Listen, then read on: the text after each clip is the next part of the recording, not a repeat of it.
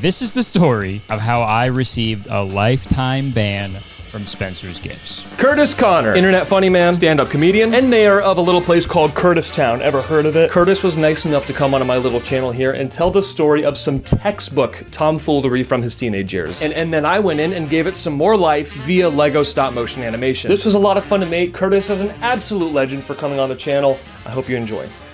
Hello, friends. Kurtis Connor is here?!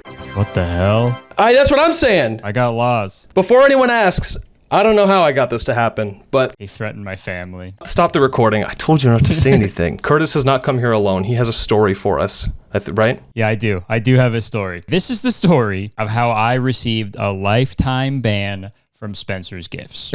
I love this already. Take me back to the very beginning, dude. Tell me all about how you got banned from Spencer's Gifts.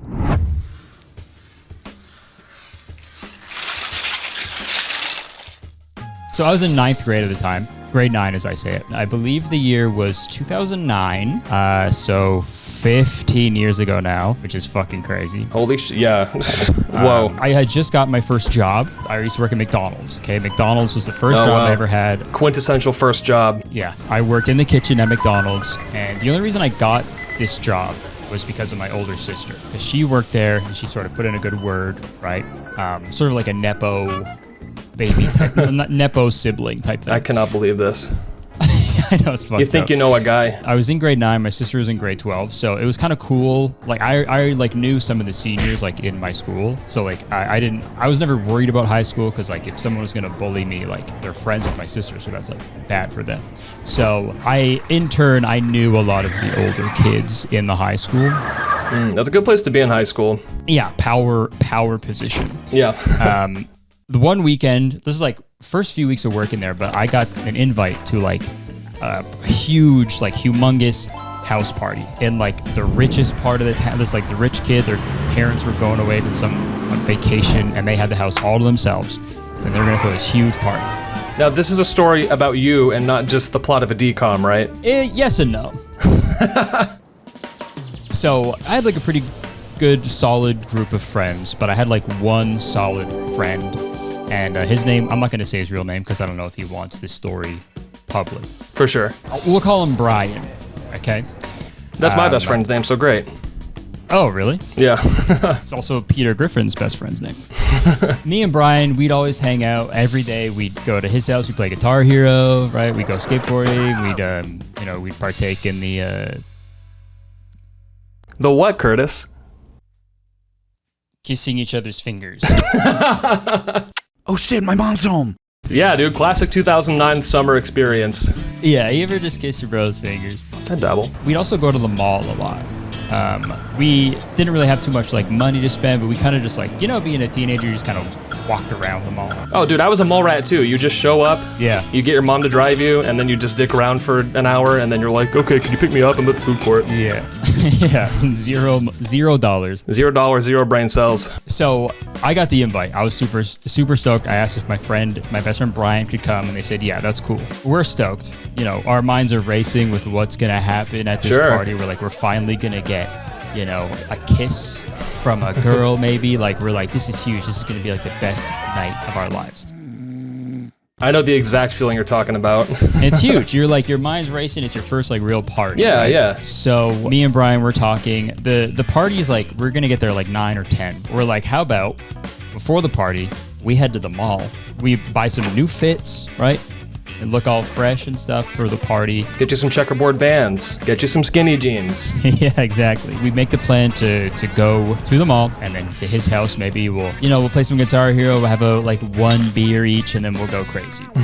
So we're at the mall. We're doing our thing. We're shopping, right? We go to West. I don't know if this is a Canadian thing, I think, but we go to West 49. It's like a Canadian Zoomies. Okay.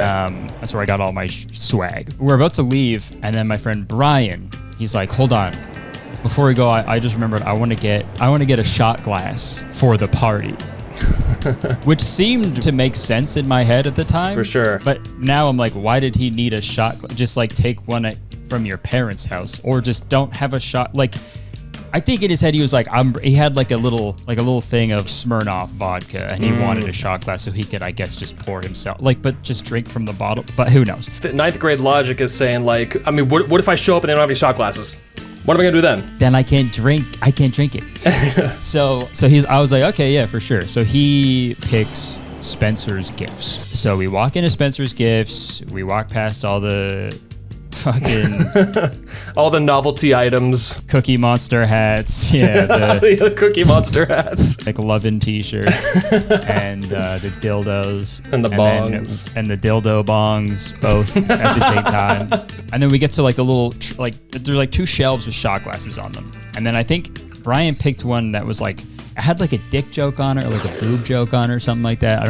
I remember both of us thinking it's like really funny. He's like, I'm gonna get this one. And then before he goes to pay, he was like, oh dude, I think I'm just gonna steal this. Sick. And in my head I was like, okay, yeah, sure, that's fine. It's your life, do what you want. And also like full transparency, I was a pretty big thief when I was a teenager. That was like kind of my fix. I was a pretty I was a pretty big shoplifter. I was actually gonna ask, like, you didn't try to be like, oh, dude, don't do that or anything. In reality, you're sitting there like, shit, I might get something too, man. I know, that's the difference. If this would be a decom if I did say that. If I was like, no, that's not right. Yeah. And then he pressured you in to get another shot glass with like the boobies on the front. Right, yeah. I think I was just like, yeah, sure, I don't care, do what you want, So he puts it in his pocket, and then we're just like, okay, we start walking out. And then I should have noticed something was up, because as we were walking out of Spencer's Gifts, there was the 2 employees. There were 2 employees like at each side of like the front entrance, and then one more following behind us. We made it out, and like they kind of walked in front of us. So now like we're just outside of Spencer's, me and Brian, 2 guys in front of us, 1 guy behind us. And the one guy to my friend Brian is like, hey, do you got something in your pocket? And I remember Brian just looking at him and being like, no. What are you talking about? Actually, I do have something. Hold on. Yeah. I'll do it to you too. Yeah, that would have been, hey. that would have been awesome. But he was just like, no, I don't have anything. And they're like, we saw you steal a shot glass. Come back here with us. So then they all like, whoa. And at this point, we should have just ran. Yeah. I don't know why we didn't, because we easily could have outran them. Again, decom movie, just hop on your skateboard and skate the hell out of there. Yeah, and there'd be like ska music playing in the background. Yes! Tony Hawk Pro Skater soundtrack.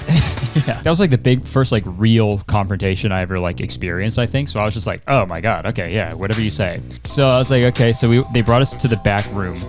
And there was like 4 employees like ushering us to the back room. And it's like, this is what you're doing with your time, guys? Fucking 1 shot glass. So they put us back there. They like show us the footage that they had. How the hell did you even do that? Like they had us dead to rights. They had us, and they had all of the footage.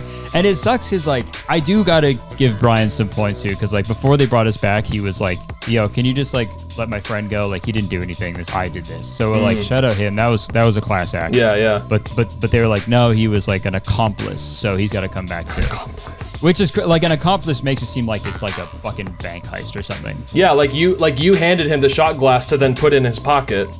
Right. You're like, if you check the footage, you'll see I did not do any of that, officer.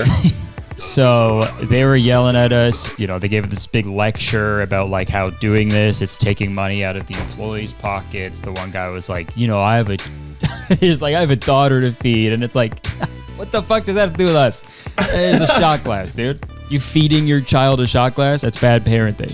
This is all commission. Everything you see in that store, it's just our paychecks. Yeah. So thanks for that. Spencer's gift, 100% commission, like a car dealership. Yeah, they had this big deal. They had like a cop come in and shit, pretty basically arrest us. Like they didn't have to put us in handcuffs or anything, but I was like basically arrested, quote unquote. Right. And there was like a thing on my record apparently. Oh no, not the permanent record. I know, but it was like, I was like a kid, so they were like, it'll go away when you turn 18. Okay. So that's good now. But I remember the craziest thing was Brian's uncle was a cop. So when he called us, they called Brian's parents to like tell him what happened, that they're in trouble. So parents called the uncle. Uncle came in and really fucking laid into Brian, and it was like the most uncomfortable I've ever been in my life. 'Cause it was like a cop yelling at a child, and he was like, you're fucking embarrassing the family, and I was like, holy shit. And the whole time I was bummed because I was like, I don't think we're gonna make it to the party tonight. Yeah, I was gonna say, like, there's no way we're gonna go to the party now. And even if we do, it's not we're gonna have a shot glass to drink booze out of. Exactly. It's just gonna ruin the tour. I got like super grounded for like a long time when my mom showed up. She was just like, she wasn't really mad at me. She was like, you're just disappointed. She was like, that was like a really stupid thing to do.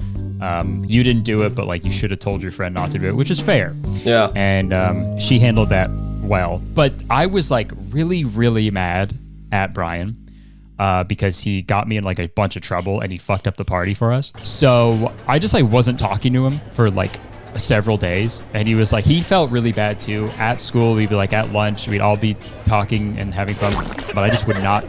I was so mad at him. I was kind of just giving him the silent treatment, and all day he'd be like, dude, I'm sorry, what can I do? And he just kept saying things like, what can I do to like make you forgive me? Aw, poor Brian. He felt really bad. At one point he was like, what do you want to do? Do you want to like punch me? Do you want to like shove me down? Do you want to like push me downstairs? Do you want to like throw eggs at me or something? And I was like, yes. Actually, yes. Wait, what? I said, actually, yes, I do actually want to do that. Wait, which one? Throw eggs? The last one. Eggs.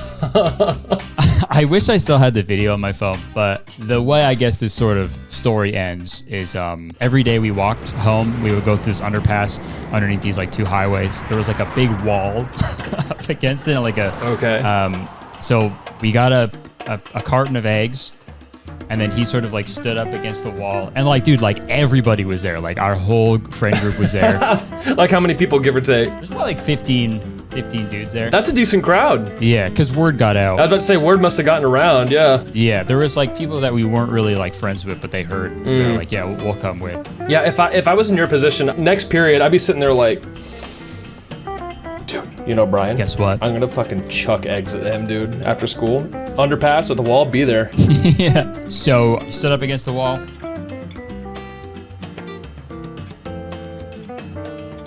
Where did you even get those eggs? Those are the biggest eggs I've ever seen. Did an ostrich lay those eggs? Those are huge. And I threw all 12 eggs at him.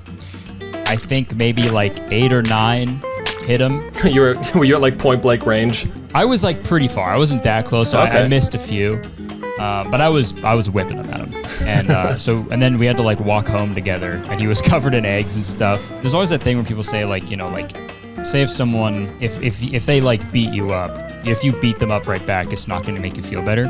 I think I have to disagree with that because I really didn't think that this was going to make me feel better, and it really shouldn't have, but it really did. As soon as I threw the entire carton of eggs at him, I was like, you know what, we're good. We're good now. Wow. So we were laughing, and we're back to being best friends on the walk home.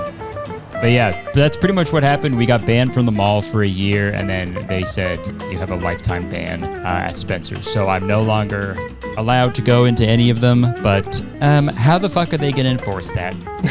Yeah, really. I did not have a mustache in high school, so. Yeah, I'm a lot taller now. But yeah, that's the story. I have mentioned a few times in my videos and podcasts that I am banned from Spencer's, but I've never actually told the full in detail story. So I'm excited to see it come to life. Well, Kurtis, thanks a lot for joining me. Hello, friends. Scott Cramer's here. Whoa! Whoa! Yeah, hi. He's got a story for us today. Right? I hope so. I'll think of one really quick. I wasn't prepared, but I'll think of one right now while you're finishing the intro. Okay. Right, while I'm finishing the intro, I got more to say. Oh, I thought of one. Okay, cool. Let's hear it. What you got, man? All right, so here's the deal. My freshman year of college. Wait, I'm sorry. I'm body- going to interrupt you real quick. I want to get a format going here. Take me back to the very beginning. Okay. I'm sorry. So back in college, I was on the football team my freshman year of college. Oh. And as a team, we all moved onto campus a couple of weeks before the rest of the student body did because we had fall camp, we had workouts, just football stuff. And every day we would eat our meals as a team. So we'd go to the big main dining center and we would push all the tables together, sit at these long tables and eat together, just kind of like as a team bonding thing. And then school started, everybody else moved on to campus and classes were going on. So there were a bunch of people now in the dining center. It wasn't just the football team anymore. So the coaches were like, all right, we kind of did that. It's not a required thing anymore. You can kind of start to do your own thing as individuals. And then the team morale just went downhill from there. And absolutely, we all started to hate each other. We never won a single game. It was just the worst experience of our life. Whoa. No, so after that then, so now everyone else is moving on to campus. Did you go to college? For 2 years. It was enough to get the experience, you know? Did the people like on your floor do the thing where they all wanted to go eat together? Never. I ate lunch alone many times. Maybe they did it without me and I just never knew, but... They just weren't invited. Yeah. So anyway, that was like something that our floor always wanted to do. Because I think maybe it was because they felt a little awkward, a little uncomfortable, because they just were showing up to a place where they didn't really know anybody, so they wanted to go with people that they at least were acquainted with. Sure. But since I had been eating with the football team for so long, I didn't feel awkward on campus anymore. So I never wanted to go eat with those guys. I kind of was at a point where I wanted to do my own thing and just kind of be by myself. But they were all so nice and so sweet that I didn't want to just say no and then, go eat by myself. Oh no, so Scott, never hang out with someone out of obligation. I did it all the time. But so I would lie and I would come up with excuses of like why I can't. Like I've got this other thing going on or I already ate or whatever. So I had to go to the secondary option on campus, which was like this more of a, I don't even know how to, it was a register and it was just like a little restaurant type of thing. It was on campus and it was like the school's like convenience store type of thing. Oh, and they had like actual food options there. So anyway, now getting into the meat, finally. now that it's all set up. All right. Here's what happened. I'm in the maze, that's what it's called. And I'm the only person in there at the time. And I order a little personal-sized pizza, just enough for me to sit and enjoy, and then I also get a little side of fries. So anyway, I'm standing there just waiting for my order to come through, and a girl comes in, and she orders like a turkey melt, something like that can just be made really quick. She orders, and then she's kind of standing there waiting, and then another guy comes in. This guy that looks like he's been through it. I mean, he does not look like he's having a good day. He just threw on the black baggy hoodie. His hair is all just a mess. He's all greasy looking, like he's just had a rough day. So he comes in and he orders the exact same thing that the girl that came before him ordered. So there's let's just say two turkey melts in the queue, right? He's having such a bad day that he can't even decide what he wants to eat for himself. He's just like, I'll just have what she's having. Couldn't even make up his mind. He said, whatever the last person got, just give me that and get me out of here. So now we're all standing there waiting, and the person from behind the counter comes out, and they're like, hey, we got a turkey melt. Anybody get a turkey melt? The guy steps up like, oh, that's mine. I'll take that. And I'm like, no, because I've been here the whole time. So I kind of intervened a little bit. And I was like, oh, actually, no, I think that's probably hers. She was here first and she ordered the same thing. And he kind of looks at me like really annoyed, as if he just doesn't, he's not having it. This is not the day to be stepping up and stepping in. So then the girl was like, yeah, I did get that. I'll take it.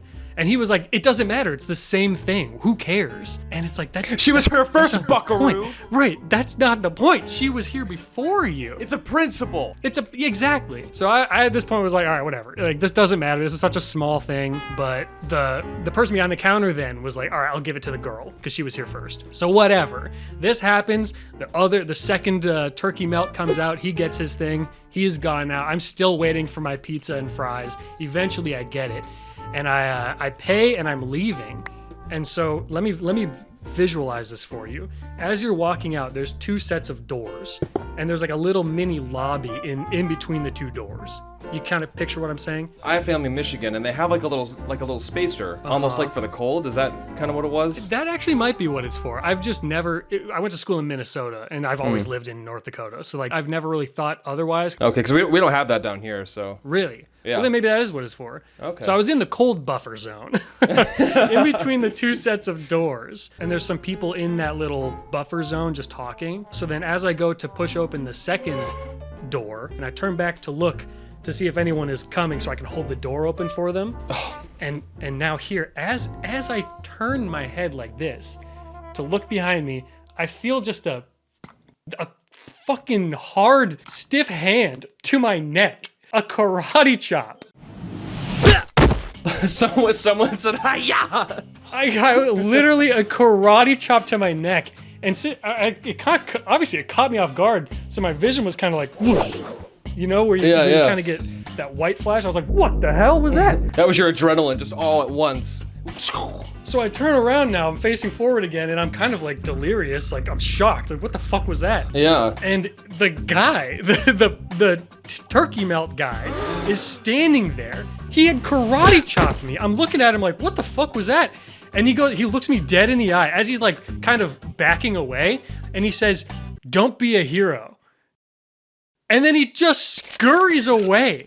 He scurries into the abyss. What the hell? Literally never to be seen again. I was at that school for 2 years. Never once did I see this man after that day. So I don't know What the heck? if he was a student there, if he was just some guy that lived in the area, if he dropped out after this horrible day that he was having. I don't know what happened. This is my lowest point ever. I gotta get out of here. You know, the reason you never saw him again is because everywhere you went, he was somewhere nearby, like always looking over his shoulder. So even if he thought he saw you, he'd be like, pew, in the other direction. Yeah, I gotta get the heck out of here. Yeah. I will say, every time after that I walked through those doors, I was always head on a swivel. Like, I was never quite sure. You know what you should have done? You should have like opened the door and been like, "Hey, don't be a coward." Whoa! Got him! Don't do stupid shit in public, people. Keep your hands and arms inside the vehicle at all times, okay? Chill out. Have some manners. Scott, thanks a lot for coming on the channel, dude. I shit you not, I feel a little pellet roll down my pants leg. And then it drops out of my pants. On to the floor. No, Eric! I look down in horror. There is literally a little piece of shit sitting right next to my foot. What do you do? What would you do? Hello, friends. Eric from Pretty Much It is here! What's up? How's it going, man? Hell yeah, dude. I love the energy. I appreciate that. And I also appreciate that you're wearing a shirt that has to do with my setting right now. I hate that I laughed that hard at that. Me too. So Eric, I understand that you have a little tale to tell for us today. I do. I have a story about the time I shit in the library and not in the bathroom. Wow, I'm already interested. Take me back to the beginning, dude. Tell me all about this time you shit yourself in the library. Yeah, so I was probably 8, 9, 10, somewhere around that age, and my mom had a job at the local library. And I would go and hang out all the time at the library. I would go and like work on the computers and stuff, because our home computer, it was just like a shared family computer at the time, was very slow. I remember those days. And so I would go into the library to like play games, use the internet. The other thing I liked to do was go to the section, and I swear this is real, with the spell books. There were literally witches' spell books in like a dark corner of the library. I never took them out, too scary. But I would go and sit there and read them in the aisle.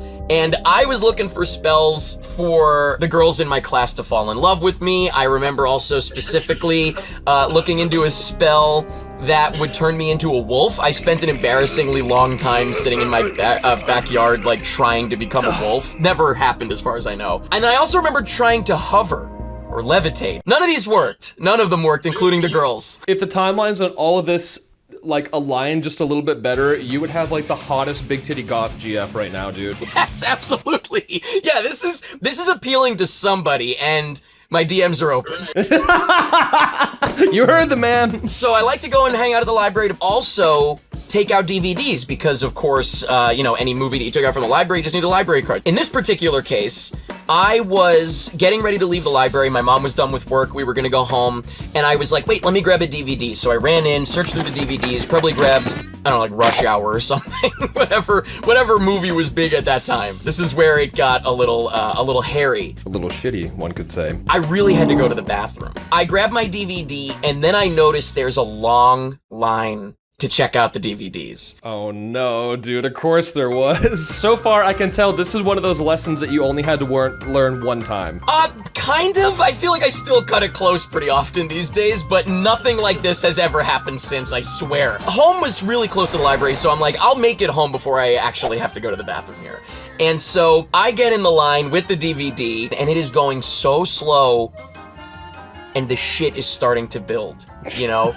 It's you know that feeling Knocking when, on the door. Well, you know when you get close to home or close to a toilet and all of a sudden you have to start going so much worse than you did when you were first thinking about it? Your body's like, you know what, close enough. I started to think about the fact that I was gonna be home soon, and so I started to get that feeling, and I'm standing in the line and I'm starting to do like the little dance, you know, I'm like, my legs are starting to like, you know, and not like they have to go pee-pee dance, it's I have to go poo-poo dance, to be clear. It's a different dance. And meanwhile, in the line ahead of you is just like all these 70-year-olds making the most small talk to the clerk. Grandkids, pets, ooh. Just a half a dozen grandparents taking out Schindler's List, every single one of them. Hey, it's a good movie though. It's a great movie, but I have to shit, okay? So, I am standing in the line, it's taking forever, and then, something's coming. And so, what's the only thing you can do but pinch? You know when you pinch and you pinch just at the right time and everything's fine, that's great, right? But you know when you pinch and it's just a second too late. And you're actually pinching something off. Correct. Not pinching something back in. I shit you not, no pun intended. I guess pun intended. I feel a little pellet roll down my pants leg. Oh, not down the pants leg, dude. I feel it roll. It's literally like I know exactly where it is, like against like, you know, like the ruffles in the jeans, like I feel it's doing like plinko, you know? You're like estimating the size and weight and shape of it. Literally, yes. And also, it is completely bright in this room where I'm taking out the DVDs. There's nowhere to hide. I'm standing like basically in the center of this bright room. People in front of me, people behind me. There's nowhere to go unless I just run away. But at this point, I'm close enough that I'm gonna get this damn DVD. So we're at a crossroads where like, you're aware of what's happening, but it's still not quite worth it to abandon this movie. You're like, you know what? I think 3 pellets is my max, but right now I'm at a solid 1. I want this damn movie. Right now we're at 1. It's like in GTA. If I got 1 star, I can get away with this. Yeah, right. I think to myself though, as long as it stays within my pants, you know, I can just very carefully walk. I can sort of Tin Man it, you know, and walk very stiff, right? Right. And so I think to myself, as long as it doesn't drop out of my, and then it drops out of my pants, on to the floor. No, Eric!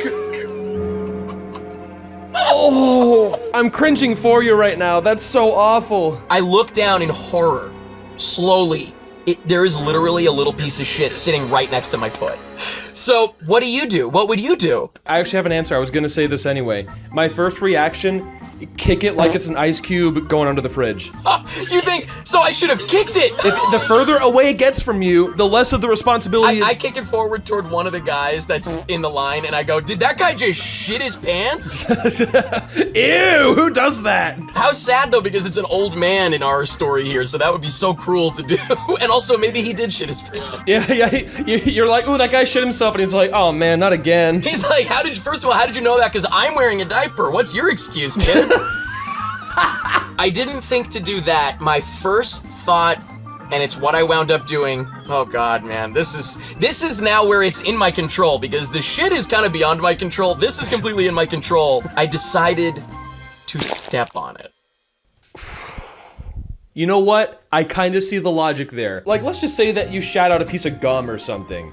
If you were to step on it, it's on the bottom of your shoe, and you're taking it out of there. I don't think that's how it went in your case, but... No, my logic was I looked around on the floor, and there were pieces of gum or something like, you know, like on the floor, because you know, like, if something gets on the floor and people step on it and squish it, it just like stays there forever and gets like black over the years, you know what I mean? And so I just smushed it under my shoe and continued on. And I didn't look back. I didn't dare look. Smart. Until I was leaving. And when I fully got, you know, to the door and turned around, I couldn't see the shit anymore.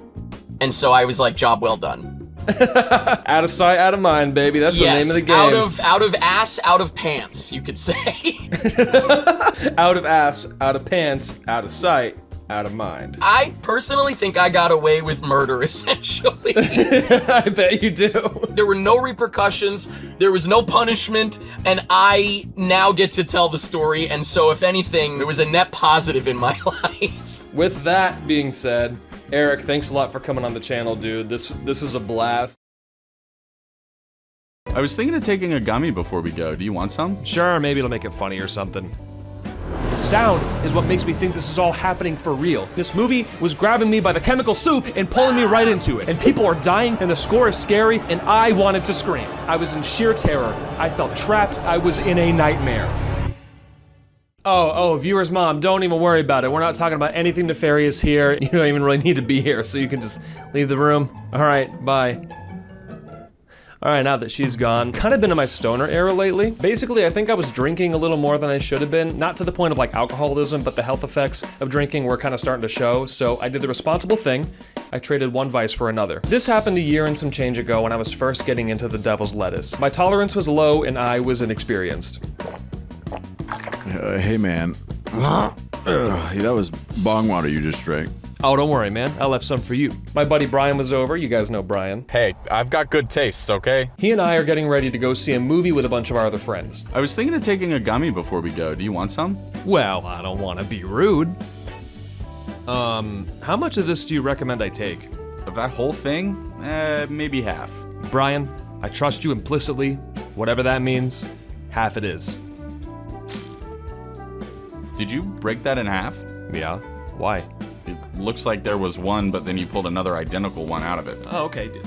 So you want to try animating this part, Brian? I mean, you're the Lego stop motion guy. Well, okay, but clearly you know about Lego. You know how they break down, like you know the half-life of Legos. There's got to be a smaller Lego piece than that. Well, I mean, surely you can animate Show me it. one. Matter of fact, you know what, Brian? Why don't you take over? You clearly know what you're Fine. doing. I mean, you take surely it. Yeah, I get can over draw here. these Legos. Yeah. So I took half the gummy, and then we set out to see the movie. I'm such a sucker for a good movie night. You get with all your best pals. You get a bucket of popcorn the size of your frickin' torso. You enjoy a selection of the best art form known to man.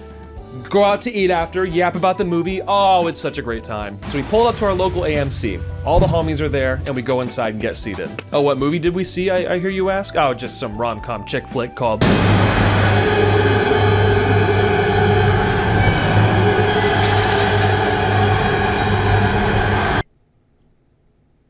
Let's back up for a sec. Guys, they're back up. It's kind of embarrassing to admit this, but Brian did not keep the movie title a secret. Yeah, we're gonna go see Evil Dead Rise. Do you want to go? Isn't the Evil Dead series like gore and grindhouse and body horror? Because if so, I really can't stomach stuff like that. There's a little bit of that, but it's more like horror comedy in a way. It's campy. It's like campy horror. Oh, gotcha. Yeah. Still want a gummy? Sure, maybe it'll make it funny or something. Why would it do that? It's scary. It's meant to frighten you. It says right on here on IMDb, horror. Oh, but sure, take a drug that notoriously makes you paranoid as one of the main side effects. Maybe then it'll become a comedy. Let's give that a try. So I took the half right before we left. You moron. Theorizing that it'll kick in right before the movie starts. If you don't know, it's always a bit of a dice roll to time an edible. So, you feeling it yet? Nah, man, not a thing. Are you? I'm chilling, man. What about you? Dude, you just asked. I said I...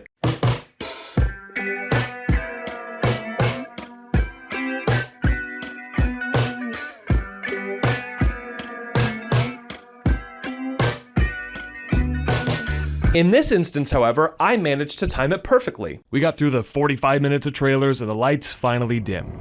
The movie started and it hit the ground running with a kind of scary scene, but once the title sequence hit, it did what a lot of horror movies did and introduced new characters, a new storyline started, the overall tone of the movie kind of reset and started to build from square one. And wouldn't you know it, I did a little reset of my own. So from here, there's a direct one-to-one correlation with how scary the movie is getting and how free form the chemical soup in my brain is getting. So this is what I remember about this movie. Some kids were walking through a forest and the guy finds a book with like teeth clamping it shut, and I think a vinyl record, or maybe they already had it or something, but there was a vinyl record. And they opened the book and they played the record, and it was at this point where I start transitioning from nervous laughter to It was all fun and games when the scary stuff started to ramp up, but when that record was playing, it was the sound of like a voice that kept getting deeper, and it was combined with the most haunting score I've ever heard in my life. I knew the things on screen were just a movie, but that audio was hitting different, especially in a movie theater with a really good sound system. There was about a 15-minute block of time where I started to sincerely question if the hellish, terrifying things that were spanking me in the eardrums were real. I would think I hear something next to me, so I'd look over my shoulder and see my friend live there and be like, oh my god, girl, are you possessed? But then I would hear something on the other side of me and I'd be like, yo, Jared, you alright, buddy? And this movie was grabbing me by the chemical soup and pulling me right into it. At this point, I don't even know what's happening in the movie. The most I know is that there's a woman in an elevator and she's in a bit of a supernatural predicament, but I can also recall snippets of limbs flying around and people dying in the worst imaginable ways, all kinds of gruesome shit, and like I said earlier, I can't do body horror. So the only thing that makes sense to me at this point is to cover my eyes with my hands like I'm a 9-year-old trying to watch a Goosebumps VHS at a sleepover. But again, the sound is what's getting me. The sound is what makes me think this is all happening for real. So I try to do this thing where I bring my knees up to my face and balance the popcorn bucket to be in front of my eyes so I can have my hands over my ears. And I can hear you through your screen right now asking why I didn't just close my eyes and then cover my ears with my hands. And all I have to say is that I don't know. I was high and scared. So I'm doing this stupid balancing act to suppress my senses, and people are dying and the score is scary and I wanted to scream. I was in sheer terror. I felt trapped, and there was this crushing sensation, like the very air around me had a weight to it. It was pushing in on me in all directions. I was in a nightmare. Guys, I gotta go. I can't do this. I'm out of here. Move. I can't do it.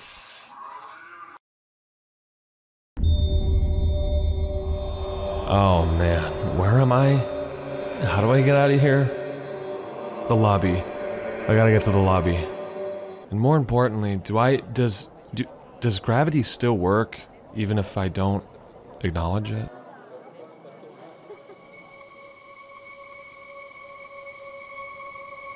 Oh, lobby's that way. Even though I was out of the movie, my fight or flight was still kicking as hard as it possibly could and was changing its mind every half second. All I wanted was to be home, but boy howdy did I have a hard time ordering a lift. Why are there mosquitoes in my phone? I should get a quote from pest control and see about that. But eventually I did figure it out. Hey, Mike? Yeah. Is that you? Is me who? Huh? Yeah, I'm picking up for Mike. Cool, dude, nice. Oh, you're in my lift. There we go. You're back already? How was it? Terrible, thank you. Yeah, I could have told you that. You know it. Essentially, we're gonna So I went to sleep it off, and holy shit was it a good sleep. I couldn't tell where my skin ended and the sheets began. Oh, bed, you are so comfortable right now. You'll never show me footage of someone dying. Right? Anyway, terrible, bad, no good experience. That is the first and last time I've ever attempted to watch Evil Dead Rise, and I think it's gonna stay that way. Hello, friends. It's been a minute. And guess what? Did you guess that we're back? 'Cause we're back. But I'm not back alone.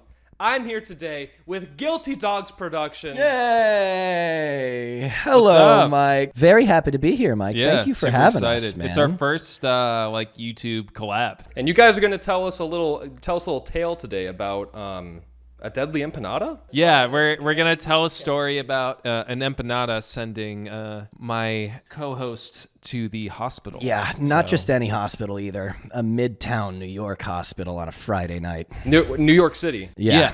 We are from the Big Apple, baby. Yeah, the sweaty wet apple right here. Most apples are juicy. This one is sweaty. Yes, Yeah, exactly. Take me back to the very beginning. Okay. We decided to live together in New York City after college, and I got a new girlfriend, which was fun and exciting. You know, when we started, I was looking for a job, and I stopped smoking weed. And in this story was the first time I smoked weed for the first time in a few months. We all smoked together, and we were just kind of hanging out, and it was, you know, when you smoke for the first time in a while, it's a little overwhelming. You're kind of getting used to like what you remember feeling high is like. Sure. Yeah. Yeah. I actually don't smoke, so. Oh, really? Oh, shit. I smoke every day, so I like so excited for this. Like, you know, my best friend's back on the horse. We're gonna have a night where we just sit in, we play some video games, we like get some empanadas.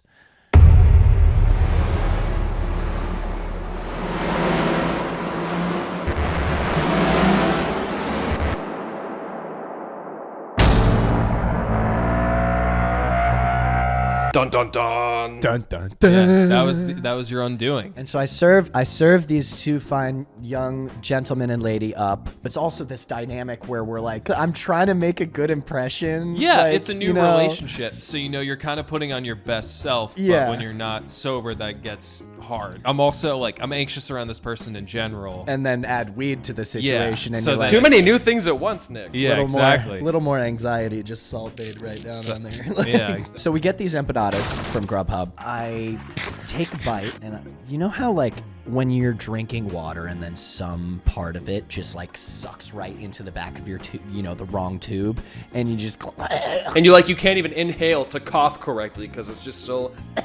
And you're just gasping for any semblance of air, and like and eventually you get that good. Yeah.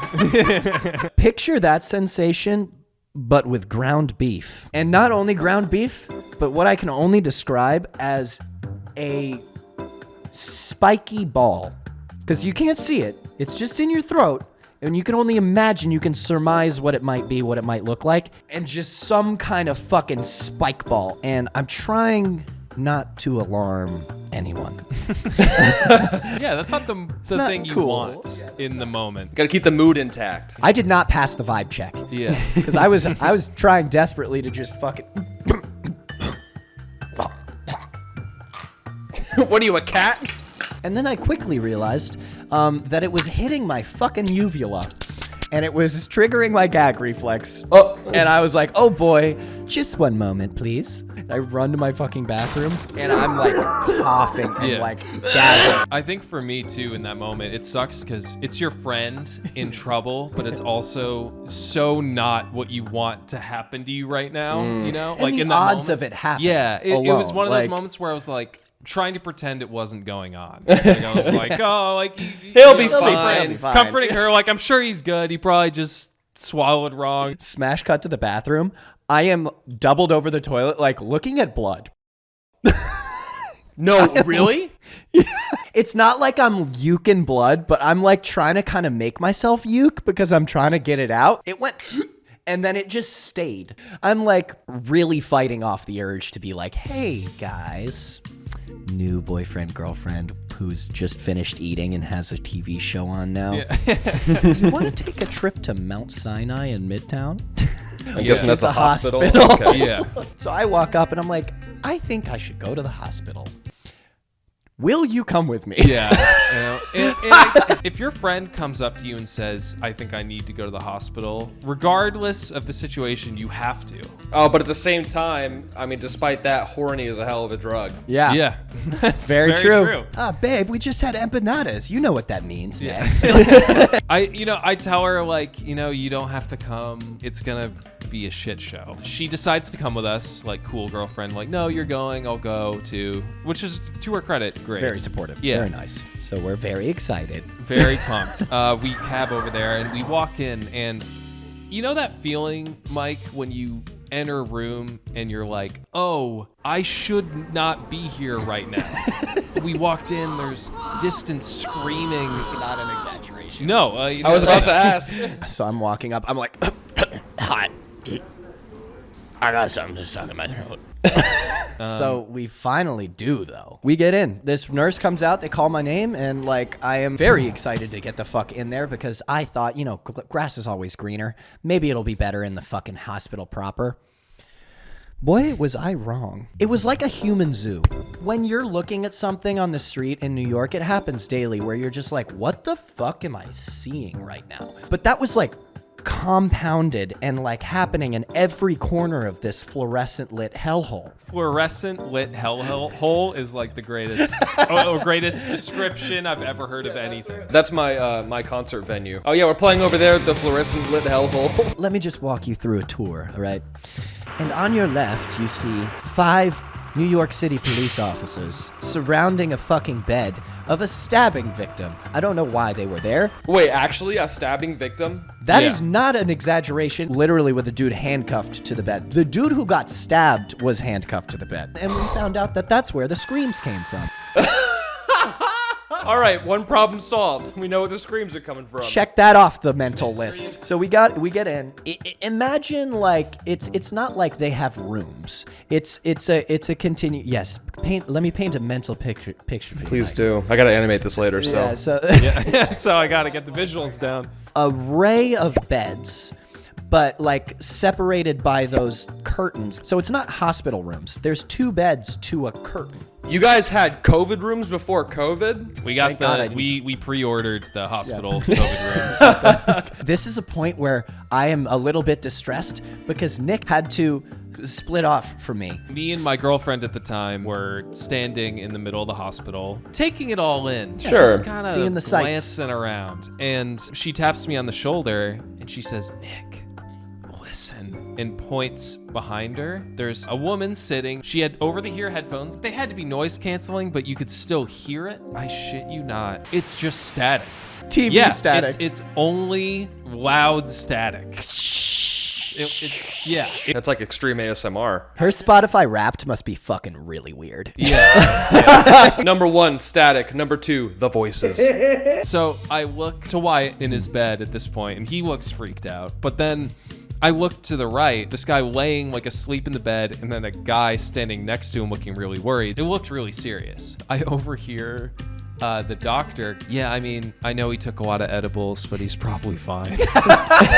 and I saw him just kind of like shake his friend awake a little bit, and he just all red eyes. He just gets up and they just walk out. While that was happening, I had my own slew of shit to worry about because somehow they had placed me directly next to the oldest man I have ever seen in my entire life. And it wouldn't be that bad. Like, I don't care being around old people. Love old people. They're awesome. But I love old people, by the way. I'm not saying Big that. old people die. Yeah. But the problem, somehow he's sliding off the bed, slowly inching off of the bottom of the bed, not off the side, to the point where his legs are hanging off the end of the bed.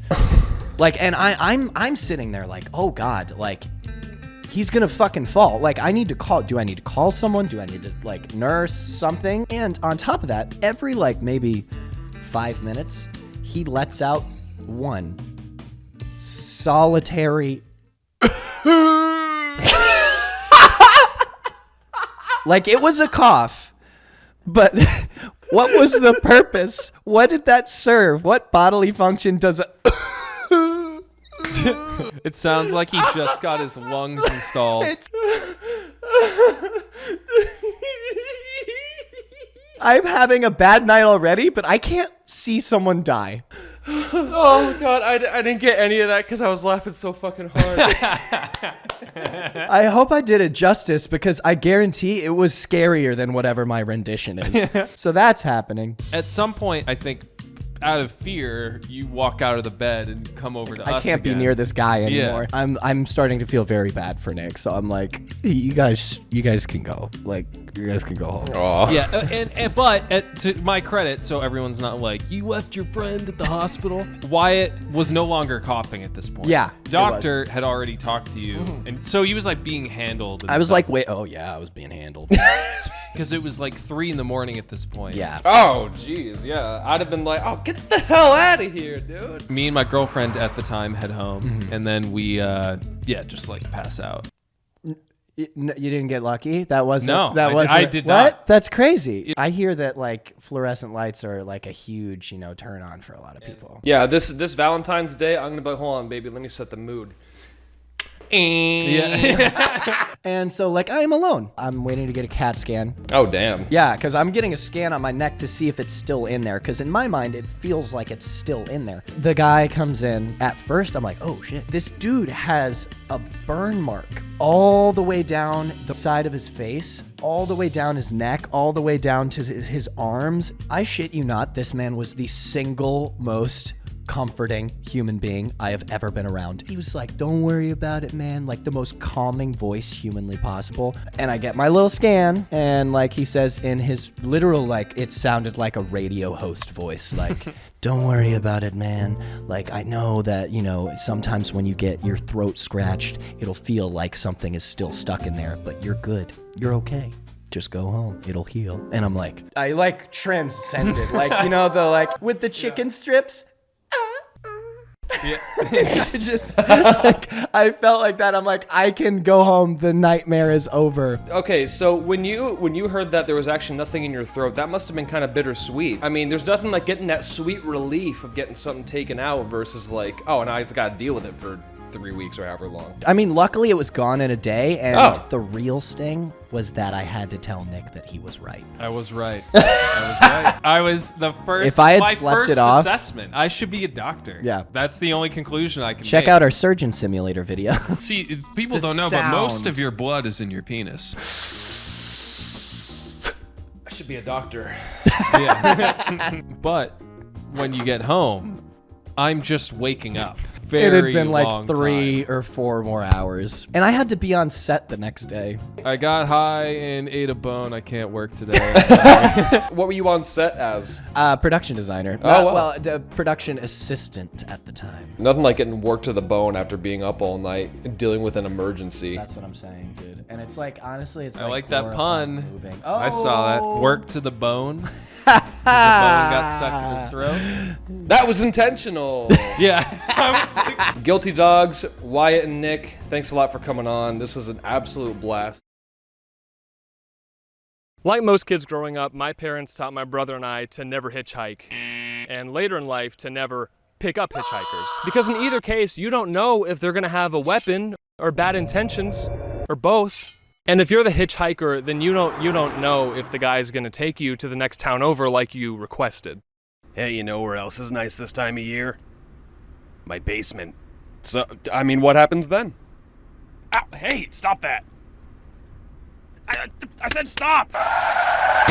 But despite how moderately safe my parents were about hitchhikers and everything in stranger danger, there were 2 instances I remember where we actually had some experiences with some hitchhikers. There was some dude hiking up a mountain and we were driving up it, and he had hiked like 32 miles that day or something, and me and my family all felt like a bunch of wimps. The second one, though, is when my dad and I were driving down an old woodsy country road, kind of like this that you see before you. It was the kind of place where you're playing GeoGuessr and you get plopped down somewhere and you're like, I don't even know what hemisphere I'm in right now. So my dad and I were driving, and I remember it was just after sunset, so it's getting dark fast, and we see these 2 people on the side of the road, like this really old couple, and they were flagging down the car ahead of us. Car ahead of us doesn't stop. I see this, my dad sees this, and he says, we're gonna give them a ride. So we pull over, they shuffle their way to our car, and as soon as they get in, I can tell, we got some characters on our hands. Come on in, folks. How we doing tonight? Oh, we're doing just fine. Very blessed that you're here. Thank you, and God bless you for picking us up.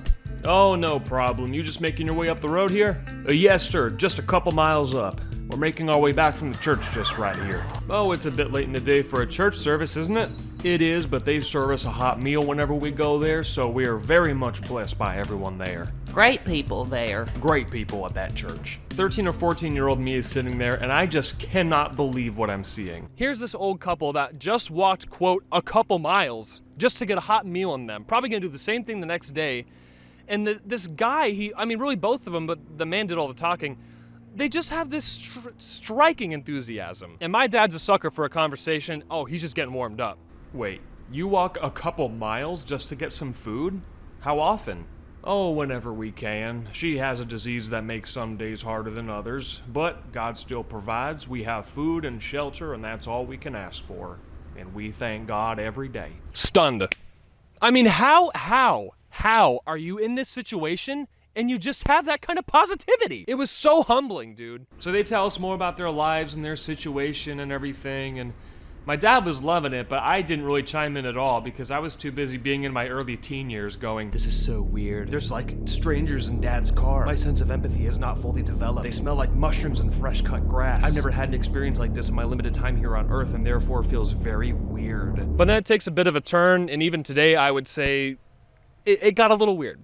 We go to that church every Sunday, and we love to sing all kinds of songs there too. Oh yeah? Kathy, sing that song we learned there just today. God's love Come on now, is louder. forever around us. Evil hath Louder. not. Put your heart into it. Evil hath not. So they start singing, Not a red flag, just not something I would do in that situation. They sang for like a full 2 minutes, completely unprompted, and it was a little weird. It was a little weird. So after those 2 minutes of me wondering what the hell is going on in the back seat, we hear the guy say, "It's this house right up here." All right. I look over at their destination, and coming from someone that had a very privileged upbringing and a nice house and all that kind of thing, I saw their house and I felt kind of bad.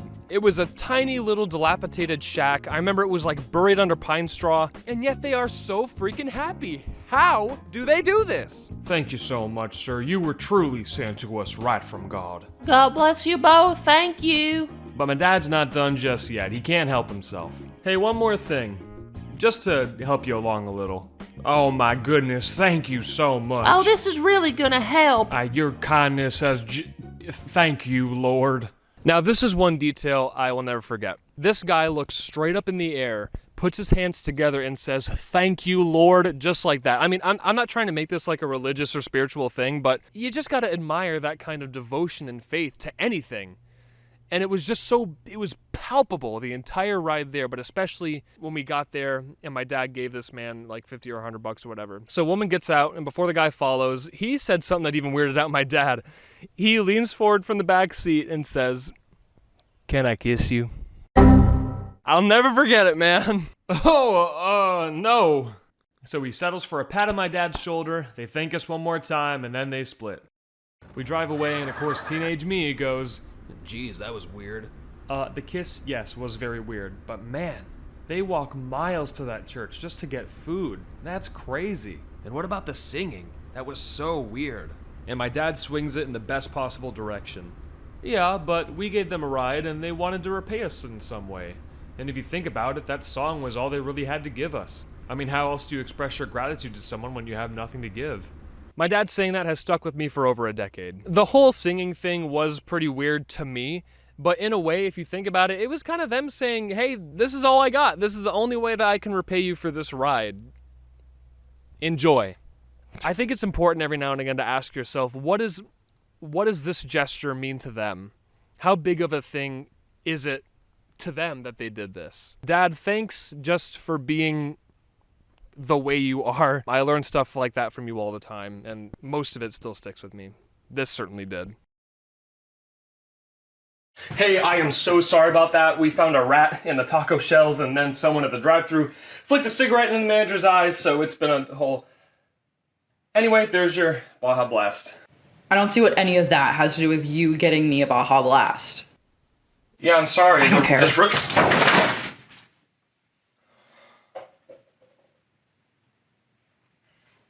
Minimum wage job! Do you want to see the worst parts of humanity? Minimum wage job! You want to stand in a corner while you get fries thrown at you while you try to wash dishes? Minimum wage job! Think of the most boring, repetitive, unstimulating task you can possibly think of. It's a minimum wage job. Beheading chickens. Straight up. Hacking their little heads off. Dino nuggies, those don't grow on trees. That Stegosaurus that you just dipped in ketchup, that used to be a chicken. And it's been ground up because someone chopped its head off. And that someone could be you! Minimum wage job! I think any trust fundless mortal that has to work for a living can all agree that the worst jobs ever, I mean like real bottom of the barrel, I mean besides like prison security guard and crime scene cleanup crew, has gotta be fast food jobs. Now, my fast food job was my first job when I was 16 at Taco Bell.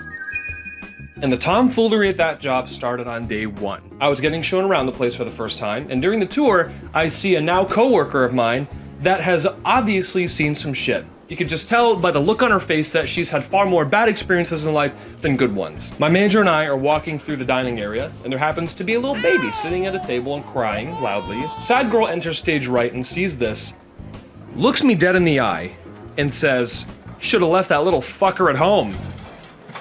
Oh. And that was our first ever exchange, ever.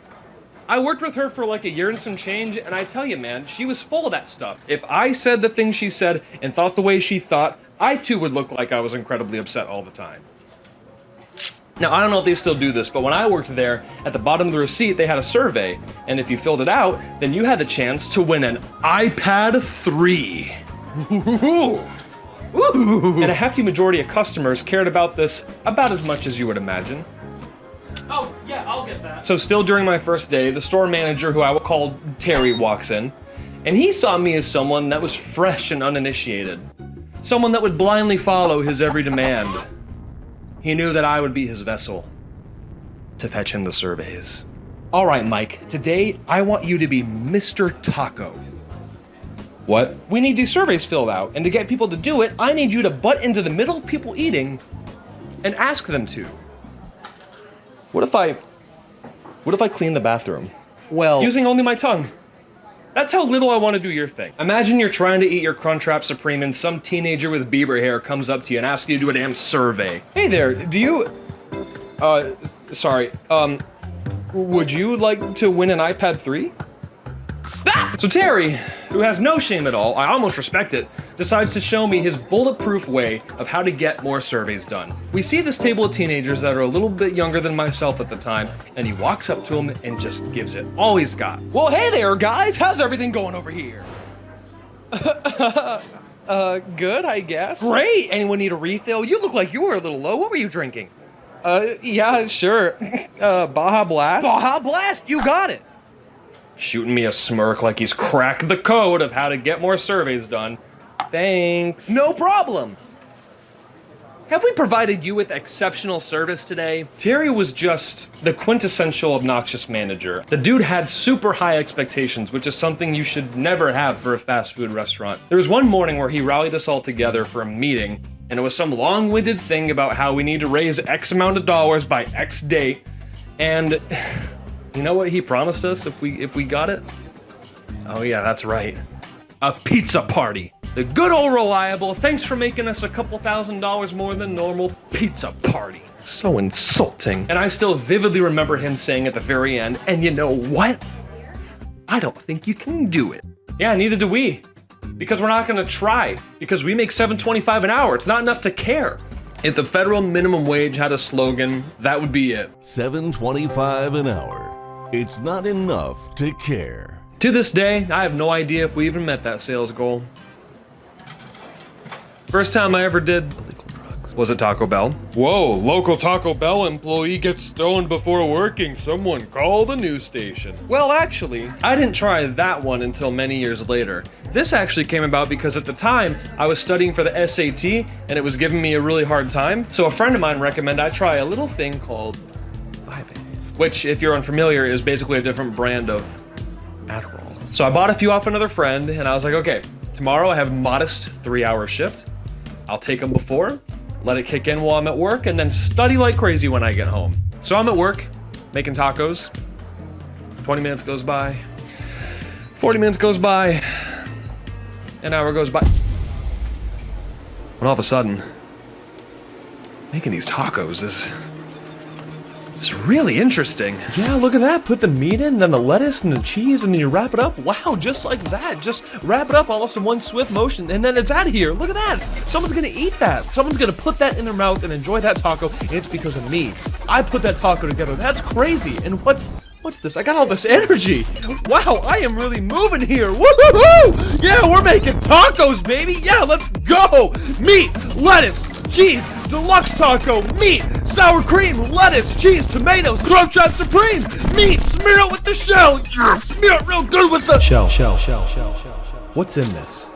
It comes from Mexican culture, and the Mexicans have been around since like, what, 500 AD or something? Well, before we had this hard shell, it must have started out as a regular tortilla, and I would imagine that an early tortilla is only like, what, 2 or 3 ingredients?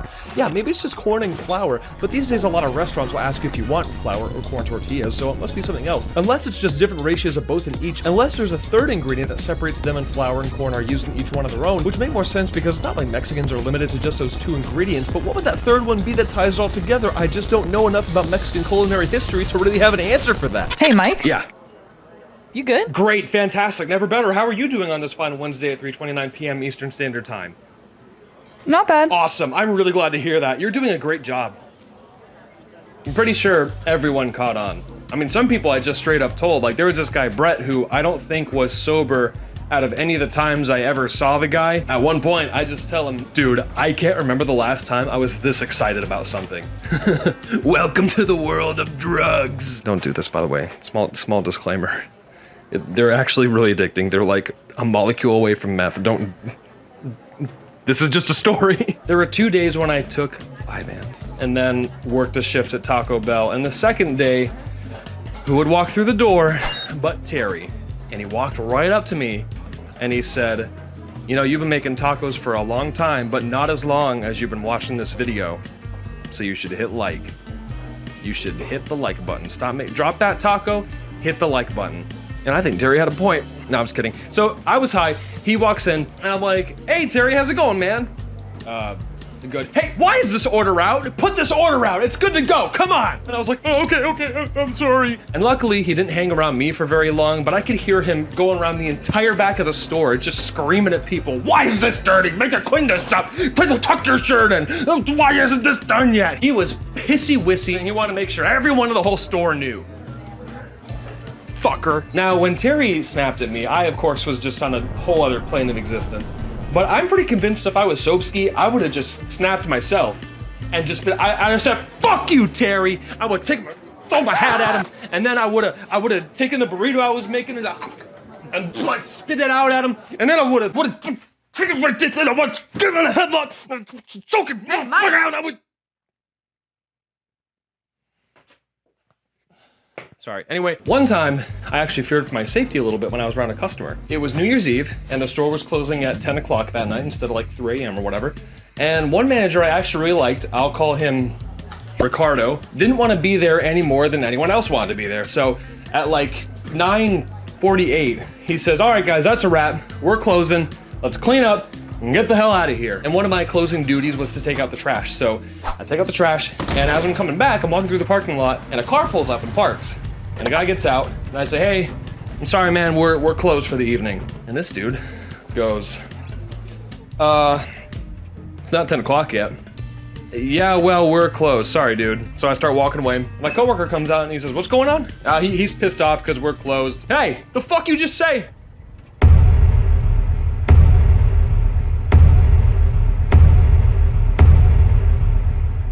I said you were upset because... Yeah, well, you don't have to be a fucking asshole about it. Swear to God, he said that, his actual words. Sir, there's no need to curse. Well, he's being an asshole. Sir, you need to leave. So that was great for insecure 16-year-old me. You know what, let me just say this. If you're that guy, if you're out there, I forgive you.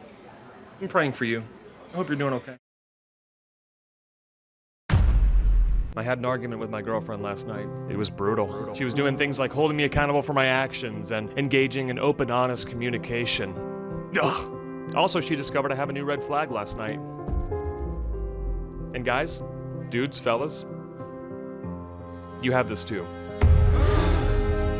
So, strap in for that. Arguing with your significant other sucks. All the past arguments we've had have sucked. Last night sucked. All the future arguments we're gonna have, they're gonna suck. But they're necessary. Because when you argue, you let things out that need to be let out, and you learn things about yourself and about the other person that you really need to learn. The main thing that I learned is that our tolerance for messiness, they're a little different. Mine, because I'm a dude, it goes up to about right here. Once it gets to about here, then I'll eventually like pick up a broom or, you know, dust the ceiling fan or something like that. Lauren's, however, it's about right here. Now, I'm gonna throw the ego aside in here for a second and just say, I think Lauren's might be a little more reasonable. Look, all right, I get it. It's 2023. We have things like vacuum cleaners and Clorox and scrub daddies. I don't have to be living like a full-time Twitch streamer, and yet, here we are. Hands out to reveal your filth. If there's an empty Amazon box sitting in the living room, I simply tolerate it. It's not that I don't see it, but it's just sitting there. It's not trying to take my money. It's not trying to bite me. I simply passively approve of its existence. And plus, once I fire up Deep Rock Galactic, nothing exists outside of that anyway. Oh, hi. See, that's the big difference. Me and the boys, we know how this goes. We can focus on one thing at a time. The only reason I saw the box is because I had to step over it in order to get to my destination. The ladies walk in, they see the big picture for what it is. So they see the Amazon box in the middle of the living room, but they also see the unscooped litter box, They see the bathroom that's looking like a biohazard, the trillions of mugs and cups on the table. This all adds up to be well above her tolerance, but still below mine, mind you. So she ends up being the one to take a bunch of action, but she's not looking at me like, Mike, you never help around the house, and because unlike your girlfriend, Lauren is very reasonable. I don't think we should be dissing anybody's girlfriends, but No, I'm keeping it. women support women. I don't. That's not making it.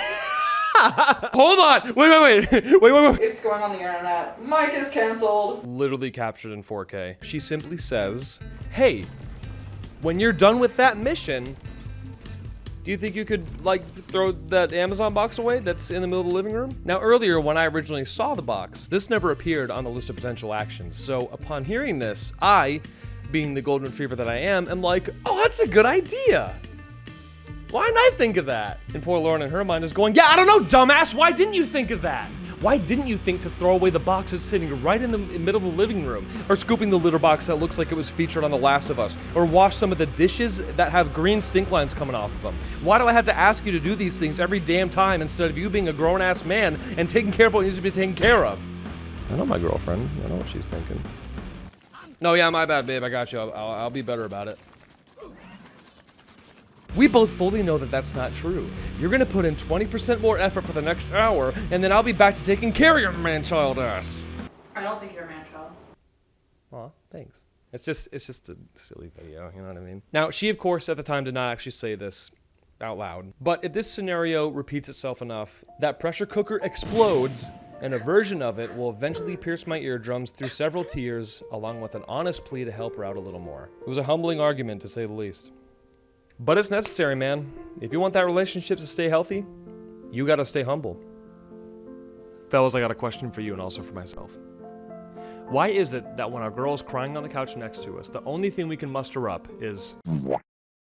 No, but I felt bad, man, because I was in the wrong, and so I did the only thing that I could that time, which was offer a sincere apology, give her a big ol' hug, and make a video about the entire ordeal to ask you guys, how do you gather the gumption and the awareness to see the messes in your house, but then take care of them right there and not just cruise by them?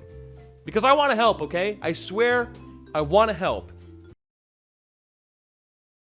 Now's my chance. Haley's at her locker, and I go to mine. We rummage with our stuff in silence for a few seconds while I gather the necessary gumption to take a huge leap of faith. In my teen years, I would never attempt such a thing, too insecure. But here, I was 11, and still full of enough childlike joy and hope to make a drastic move of love. I lost my phone number. Can I have yours?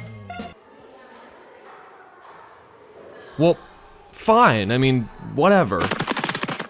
This is a real human interaction that I initiated just before science class in 6th grade. Middle school was, will be, or is absolutely brutal. Sometimes it's for reasons totally beyond your control. Can I sharpen my pencil? But in a lot of ways, for me, I think it was my own fault. Case in point, delivering a pickup line that would only ever impress the people who write jokes for Laffy Taffy rappers. To this day, I still remember where I got that pickup line from. Thrillville for the PS2. It was a theme park builder and management game that wasn't too unlike the Roller Coaster Tycoon games. Except in Thrillville, you can run around and interact with guests, and you can even... Guys, I'm not making this up. In Thrillville, you can flirt with the girls. And one of the things you could say was... I lost my phone number. Can I have yours? If you promise to use it. I mean, short, sweet, with a call to action, how could this possibly fail? It worked like a charm on the virtual girl and theme park video game. Well, for me it failed miserably and I took it pretty hard. You know how when you were a kid and the most minor of social screw-ups felt like you just took a seat on the electric chair? I sat down in my next class, practically hyperventilating, my face tomato red from embarrassment, and I just felt like the sky was falling. How could I think that would work? How could I be so stupid? That girl from Thrillville just has low standards. But Haley, she's clearly a cut above. And I blew it. Oh my god, I have to fix this. Okay, if anyone asks, I did not use a pickup line on her. Yeah, okay, yeah. I think I have an idea. Michael, do you know the answer? 10? No, the correct answer is photosynthesis, but nice try. So I came up with a plan right then and there to right my wrong, and it was way, way better than the plan that got me into this mess in the first place. Lunchtime rolled around, I'm in the cafeteria, and I see Haley among a group of like 30 other girls absolutely inhaling the drama being served up. One of these girls comes right up to me and asks me point blank, You asked Haley for her phone number? Little did she know, she walked right into my ironclad trap. What? No, I asked for her lead lumber. You know, a pencil? I needed a pencil. You call pencils lead lumber? Sometimes. It's just something I do. Okay. Boom! Saved my reputation in one easy move. I did not have a shortage of crushes during my time in middle school. And I think it's because when I was between elementary and middle school, I moved from North Carolina to Georgia, and everything felt brand new, and it kind of gave me main character syndrome. When we first moved into our new house in Georgia, the very next day, I decided to take a little stroll around my new neighborhood. So I walk from my house to the very next house over, and I see a girl around my age on the porch. Now, what you may not know about me is that I'm a pretty cheery, positive guy, and traits like that are turned up to 11 when you're 11. So I see her, and I go, hey. What? Just saying hi. Hi. Hi. Okay. For some reason, making friends in middle school isn't necessarily hard. Hey, do you like Pokemon? Yes. But it does come with a hell of a lot of caveats. You could be in 5th grade and have a really, really good friend. Let's just say you're friends with a dude named Jesse. So you and Jesse are certified homies. You're trading Hot Wheels cars, playing with Legos together, and if we were in middle school around the same time, then you may even have joint custody of a Nintendo. But then you get to 6th grade, and all of a sudden your friendship now has terms and conditions. When it's just the two of you guys, you're pals. But then along comes, I don't know, Taylor, who Jesse hit it off with in math class yesterday. If this was still 5th grade, the three of you would simply be a group of friends. But because it's 6th grade, all of a sudden Jesse is not friends with you anymore. Jesse don't even like you anymore. He's like, who are you? Mike?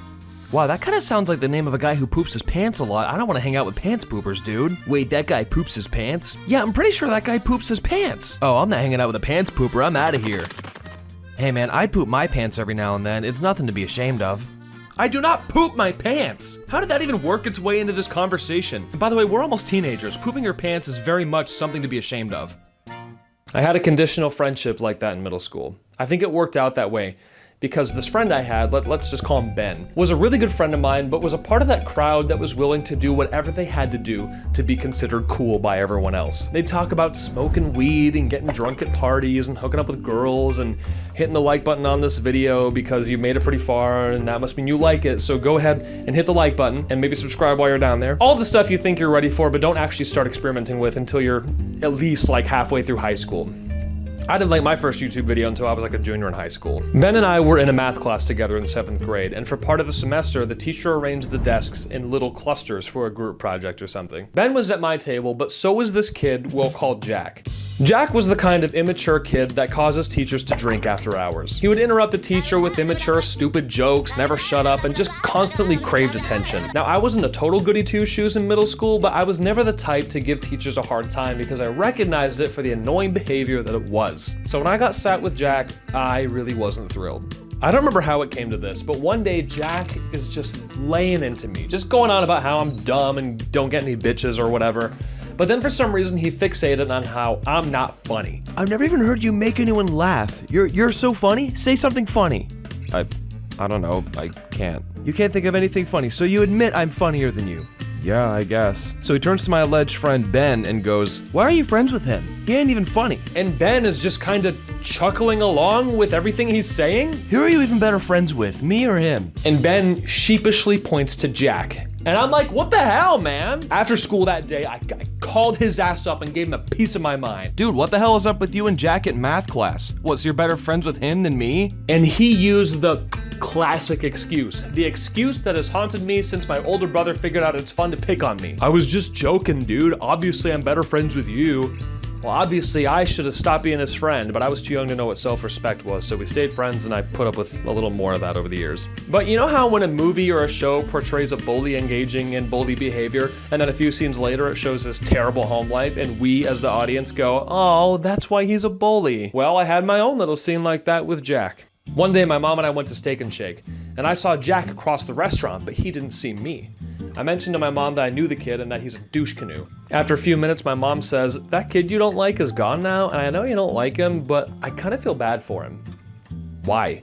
He was there with his mom, and I don't think they exchanged a single word to each other. She was just on her phone the entire time. Like every time I looked, she was on her phone. Even when they were walking to their car, she was glued to her phone. So, haha, fuck you, Jack. You may have bullied me in math class, but your parents don't give you ample attention at home, and that's why you act out in unhealthy ways.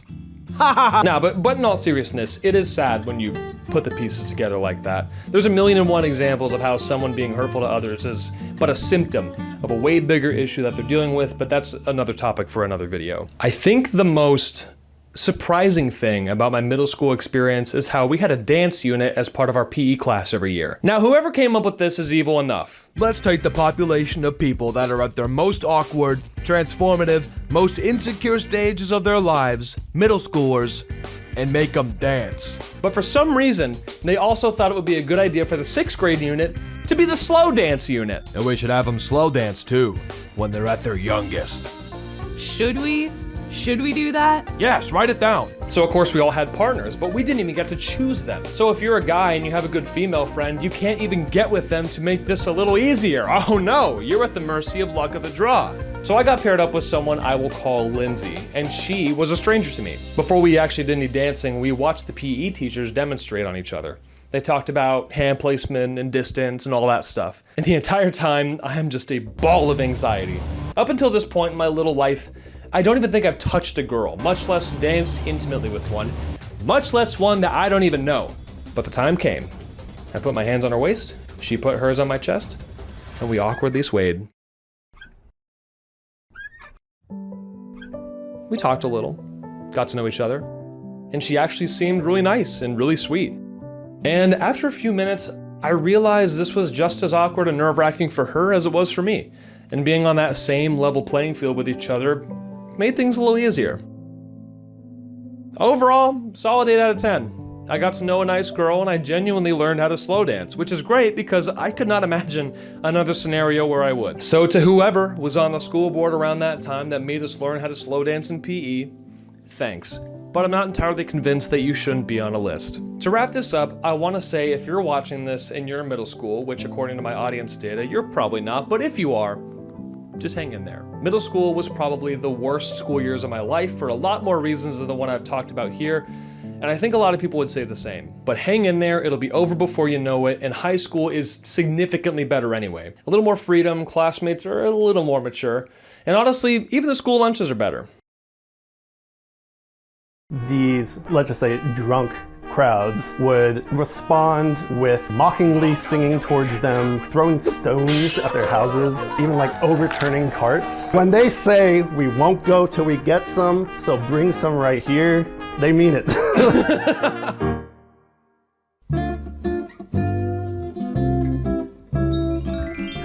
Countenance fell almost as low as the ghosts had done. Oh, didn't see you there. My name is Pendleton McFluffernutter. It's good to have you. I've just been taking in some Dickens as 'tis the season. Now's the time of year that friends and family come together to enjoy each other's company, sitting around an open fire, perhaps having a hot beverage, just celebrating the warmth of each other in this season. And it also makes me think of the Christmas Carol tradition. Now, did you know the Christmas Carol has a much richer history than you might expect? Let's take a look.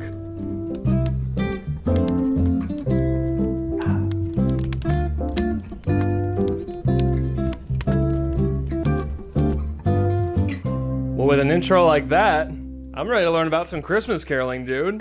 How much do you know about Christmas carols? I know that with my church and youth group, we did it a few times in the really safe neighborhoods. Yeah. Knock on their door, "Deck the halls with banana," and then they just. What do you even do when you watch a Christmas Carol? You just kind of go like. It's like, oh, that's. You're like Ellen watching a kid play the harmonica or something. The Christmas Carol tradition that we see today is much more clean compared to its history. Let's just start from the beginning. All right. So a tradition often associated with caroling is the wassail. So it's not just your aunt that drinks too much wine at Thanksgiving. No, there's layers to this. Layers. Sure. Onions. Like an onion. Wassail has roots in Old English pagan traditions, coming from the term wise hail, meaning be well or be healthy. In the 5th, 7th century, they would literally walk through fields, giving good fertility to orchards or crops, so they can hopefully have a bountiful harvest. Oh, this is way before fertilizer. I don't know what else to do, so I'm singing to you. Please grow.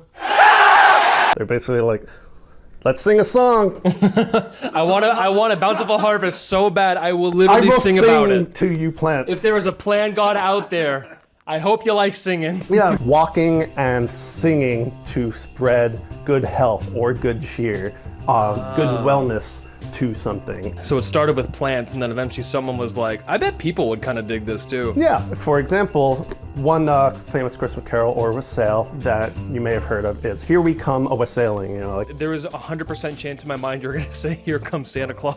I mean, like that's a good one too. Not a Christmas carol, but some of the lyrics of "Here We Come a Wassailing" are, "Love and joy come to you, and to you your wassail too, and God bless you and send you a happy new year." This is a song that Christmas carolers or wassailers literally go door to door and sing. They're saying they're giving their blessings. This was often done by peasants or the working class townfolk of the time. It wasn't completely charitable, going to the wealthier individuals and wealthier households in hopes that this song and these blessings that they're giving them would receive kindly and in return bestow on the townsfolk some food or drink. That is not how we did it in youth group. No, like you're just like, all right kids, just follow me, we're gonna go through this suburbia.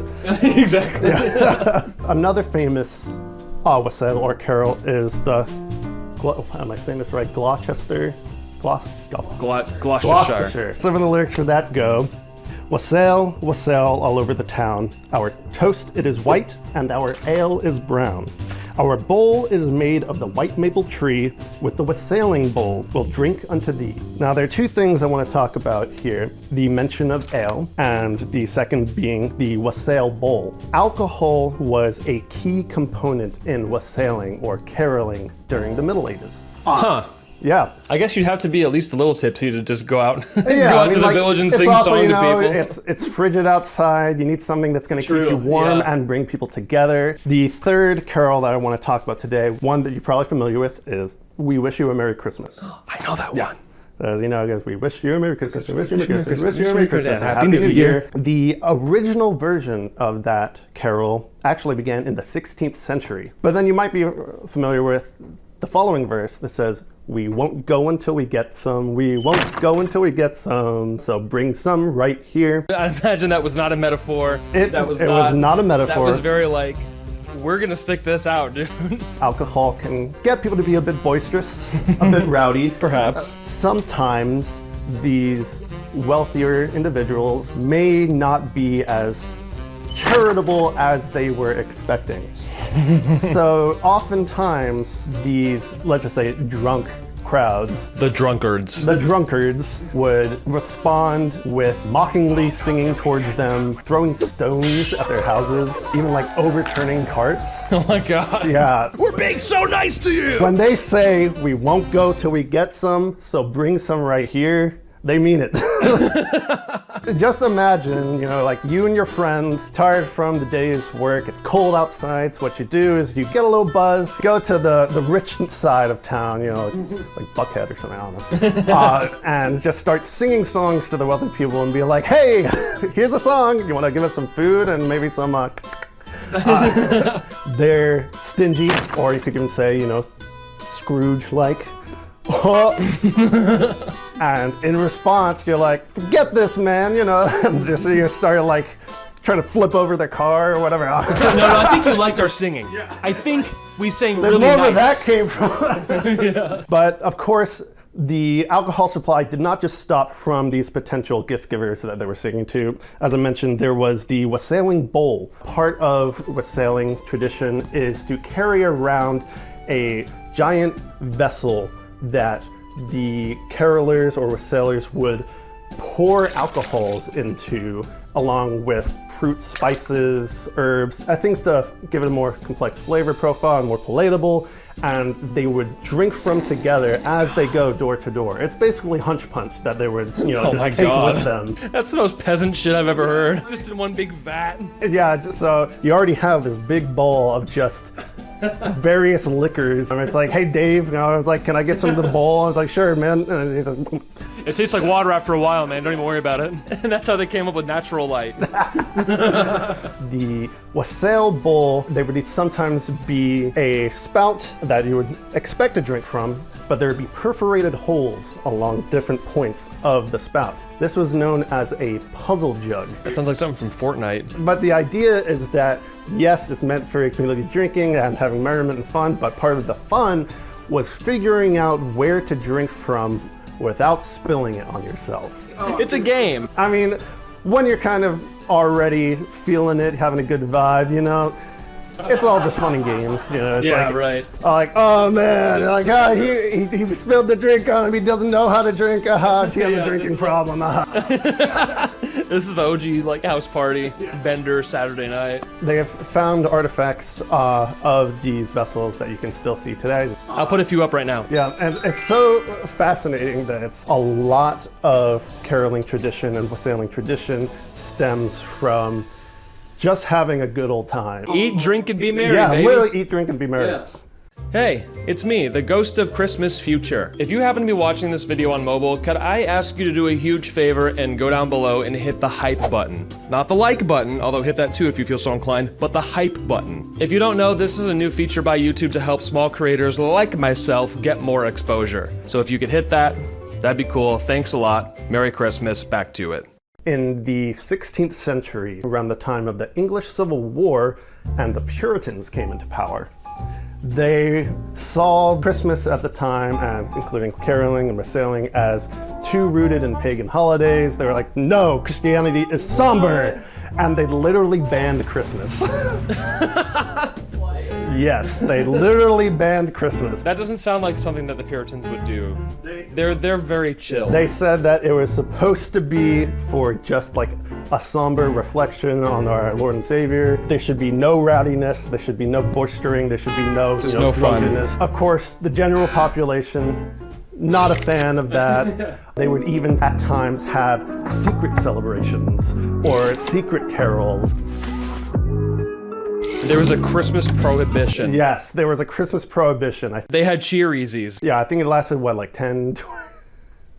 I was about to say, come on, that was worth a chuckle. Yeah, Cheer-easy, are you good. kidding? I think it lasted like 10, maybe 20 years. Things were still calm over the next couple centuries until the Victorian era, which saw a revival in interest of Christmas caroling traditions and Christmas itself. The focus of Christmas celebrations changed a bit. Rather than being these public festivals, it was focused more on charity and private celebrations. It was more homely, where you focus on family. We should bring back elements of both, I think. What I would like to see, not only more Christmas carolers, just because I think it's fun. You get your friends together and just spread holiday cheer within your community, but we should bring back the practice of getting free alcohol from your neighbors. / getting drunk and harassing the rich neighborhoods. Yes!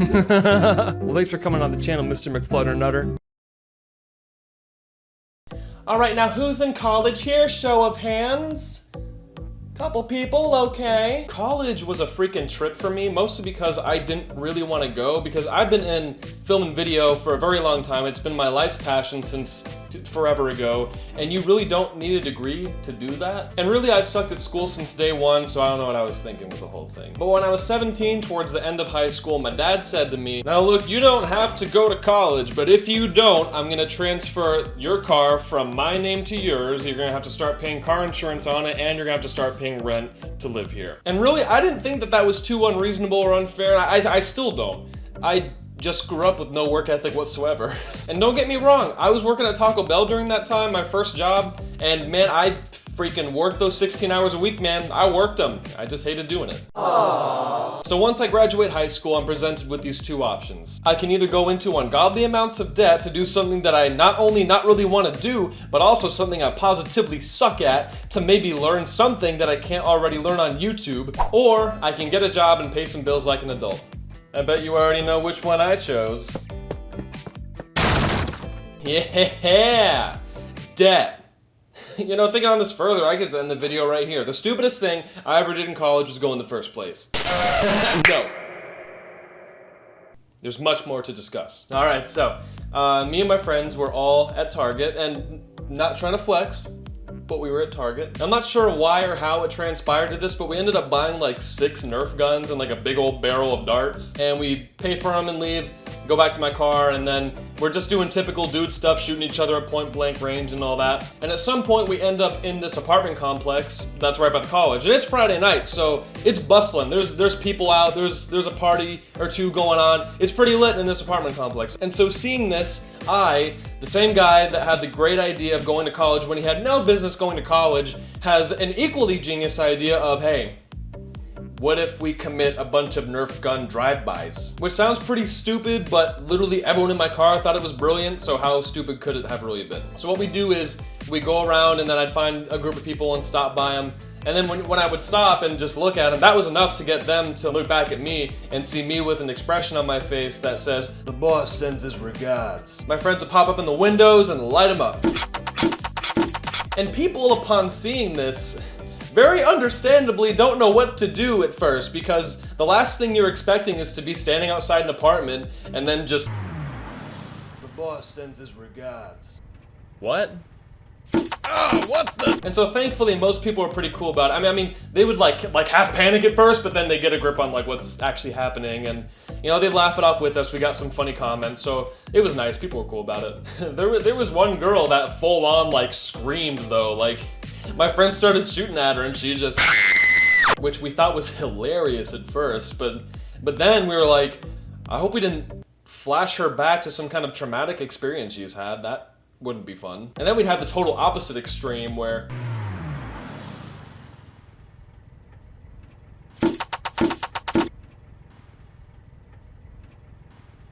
mission failed. We'll get him next time. So we did that whole thing maybe 7 or 8 times, had our fair share of laughs, it was all fun. And then, you know, someone in the group was like, I'm hungry, let's go get food. So we started that discussion. You know that discussion. Hey, you know, we could get some Waffle House. Yeah, for sure. I can Some waffle. You guys want to get Waffle House? Yo, what about Cookout? Get some waffle. Go to Cookout, man. Go to I need Cookout. steak and shake in my $5. Taco Bell, there's a 24-hour Taco Bell. Steak and shake. Go to Cookout, man. Just open it down the road. Yeah, Taco Bell. Who wants to go to Cookout? Let's go to Cookout. Yeah, that discussion. Hey, am I the only 20-something that never has a hankering for Waffle House? Like, I'll eat it, but I'm never like, yo, I need Waffle House right now. This has nothing to do with the story. And anyway, from here, it starts getting spicy. And I need to remind you that besides all the like little embellishments and like exaggerations and all that, this is true. This actually happened. We're sitting there trying to figure out where to eat when I look in the rearview mirror and I see this. Car appears behind us all the way across the parking lot, and there are a few things that I notice. Let's break it down. They're driving fast, they're flashing their lights like crazy, and they're honking up a storm. And with this newfound data, we used inductive reasoning to conclude they mad. They real mad. And after a very brief discussion amongst my peers of what to do as a follow-up action, we all unanimously decided, run. So I freaking took off, man. I was out of there. I started driving nuts. Like, I must have gotten up to like 40 in that parking lot. Just driving that is not fit at all for a parking lot. I will say, the speed bumps really served their purpose that night. And the whole thing was more or less theatrics to go along with like the feel of what else we were doing that night and that kind of thing. But I think we all, deep down, were just like, what if they're actually really pissed at us? The whole thing was the embodiment of nervous laughter. So I'm driving around this labyrinth of an apartment complex, trying to shake this car that's behind me, but they stuck with us, and I was trying to like really drive evasively too, just trying to find an exit or, you know, something. And the whole time I get this building feeling of like, okay, never had the crap beat out of me. I don't want that to change tonight. But then I'm beginning to wonder if I'm in a James Cameron movie, because at one point we come to a dead end and we have to stop. And by this point, myself and everyone in my car are all at least moderately concerned that the people in this car are about to get out and tear us all a new one. But it's come to this, and now someone's got to make a move. And I decide, without really saying anything to anyone, okay, this was my idea, I need to take care of it now. May I help you? And this girl gets out of her car and she says, why'd you guys shoot us with paintball guns? Oh no, it wasn't paintball, it was just Nerf guns. Oh, well, why'd you guys do that? I don't know, we were kind of bored, it was just kind of a joke. Oh, okay. And that was kind of it. So a pretty anticlimactic ending, but a happy one nonetheless. And plus, I'm pretty sure we did end up going to Waffle House after that, and man, when you end up at a Waffle House with all your best buddies, there's your happy ending right there. So I'm a 22-year-old male, I like to drive kind of fast, so it's no surprise that I've hid. What the heck? It's no surprise that I've had a couple of run-ins with the law. Most of them have been good, but my very first one when I was 16 years old was bad. But this video is not about that. This video is about a thing that did the opposite, as per the title suggestion. Happened about 4 or 5 months ago, and it originated as a wall of text post on Facebook. It was pretty well received, it got a lot of comments, it got a lot of likes, it got a couple shares even. So I thought it would do pretty well as a video since it basically went Facebook viral. So this happened when I was driving home from work one day. Now it's important to note, my commute to work is 42 miles in each direction, and the Google Maps view of these roads are almost always red. Oh, no! So every day I'm in my car for a grand total of 2 hours and 40 minutes, and it's the worst. And the story takes place when I'm almost home, maybe like 5-10 minutes away. So at this point in my day, I'm tired, and I just want to get home. And I've been in the car for like an hour and 10 minutes, going the average speed of like 11 the whole way. And I'm no longer on the highway, so traffic isn't really bumper to bumper, it's more like bustling. So I'm driving, and I eventually catch up to this blue Prius that's in front of me. And since it's one lane each direction, I just kind of have to live with it. Now normally I wouldn't really care, but on this particular day I was not in a good mood, I was in kind of an irritable mood. No particular reason, other than it really do be like that sometimes. But this Prius was doing 35 in a 45. Does this toaster oven on wheels not know that I need to get home in a timely manner? No, I wasn't that bad about it, but it was just irritatingly slow, and like I said, I was already irritated. So nothing was going horribly wrong until we moseyed on up to this traffic light. But this traffic light was not like the other traffic lights. We were at the intersection where the small 2-lane road intersects the main road. So if you live in suburbia, you know that this light stays green for about a month or two, and then this light stays green for exactly 4 seconds. So we roll on up to the red light, and we ease to a stop. But before we come to a complete stop... Oh yes, the light's green! This light's never green! Nice! The recycling bin on wheels ahead of me, though, did not share my enthusiasm, and I only say that because instead of continuing on through this gift of a green light, he stops! What? Dude! So now my mood escalates from irritated to 11-year-old that can't stop dying in Fortnite. Green light, he's just sitting there, there's only one thing left to do at this point. And look, this is hardly an exaggeration. I must have honked like 4 or 5 times, and he just sat there, probably scrolling through Spotify's This Is Nickelback playlist, or figuring out what kind of bread he is thanks to a BuzzFeed quiz. So I'm like, heck everything. I throw it in first and skirt my way around it. Okay, it was probably more like... So this, of course, made me cross the double yellow and put me in oncoming traffic for like a second. And there was nothing coming. There was no close calls or anything. But as I'm going through the intersection, guys, it was clockwork.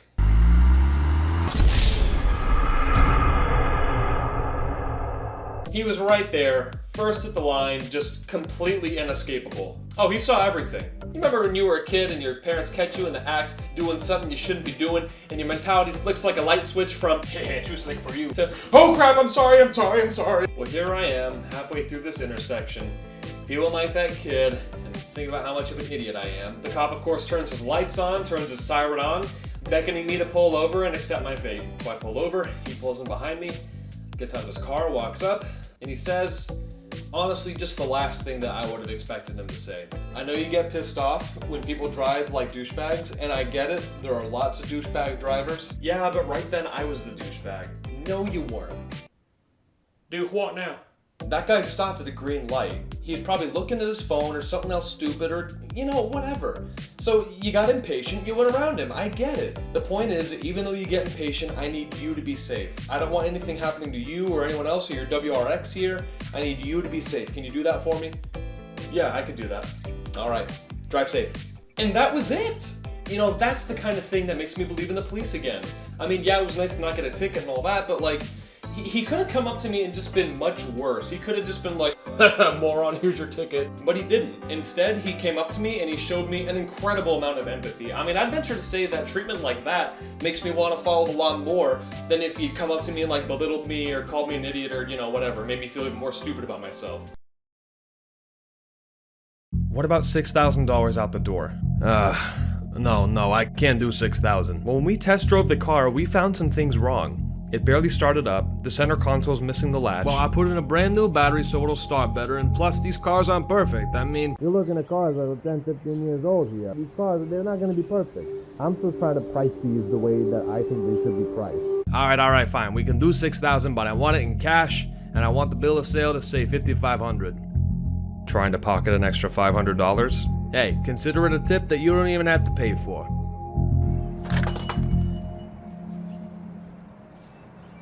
Alright, go drive your new car.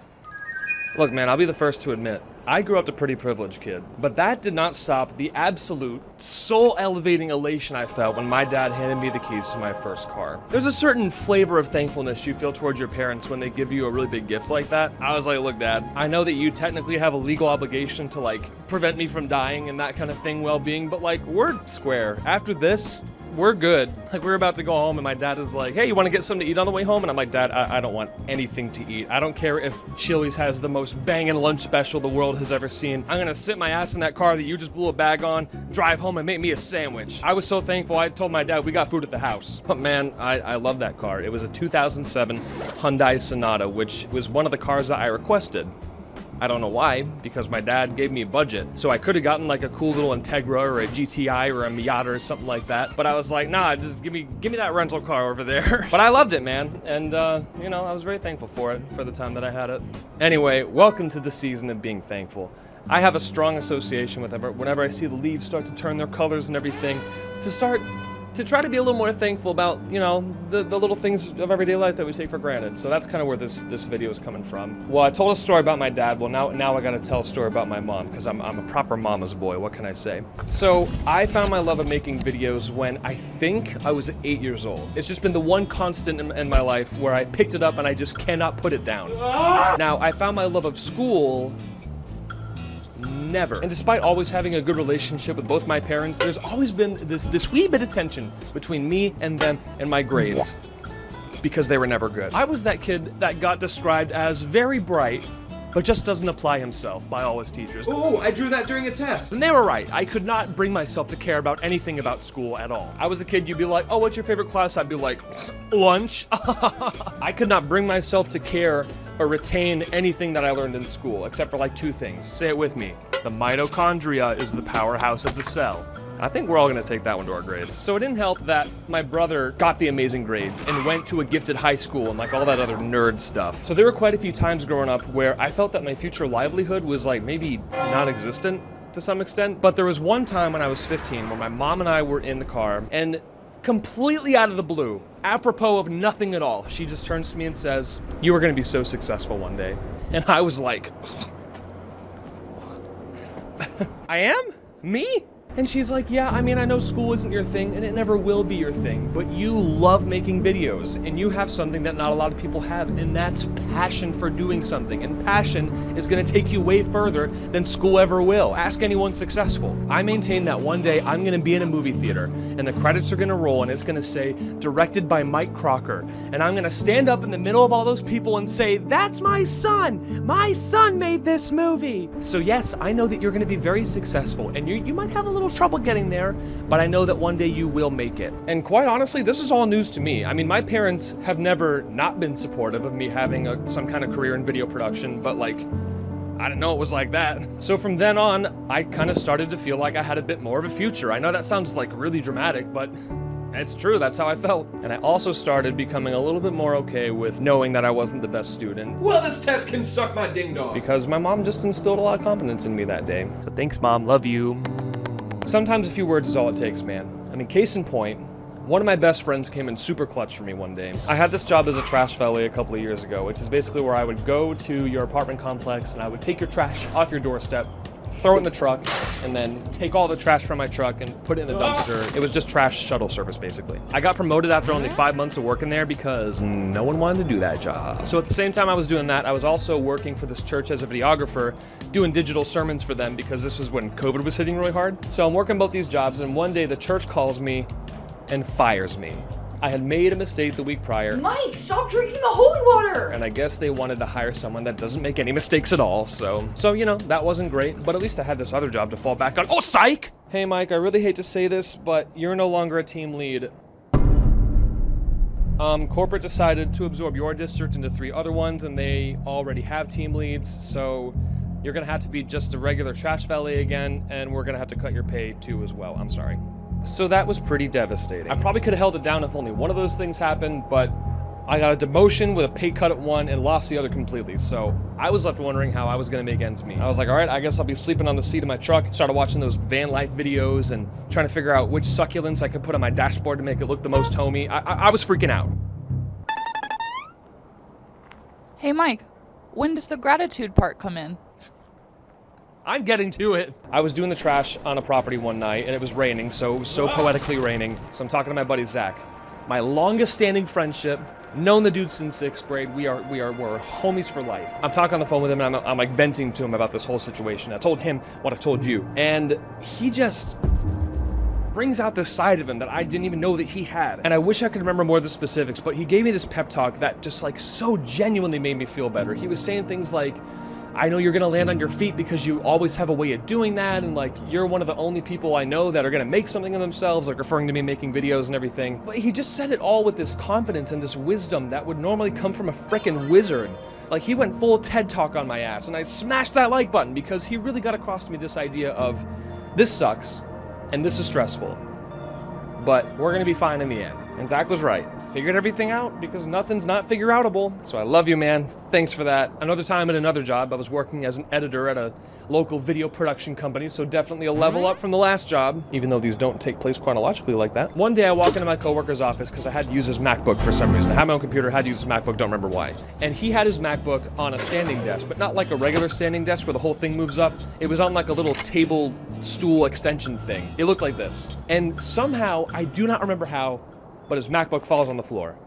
I don't know if I bumped the little table extension or went into a blind rage or something like that. And because the glass of Apple products are made out of sugar, it shatters upon impact. And it doesn't crack.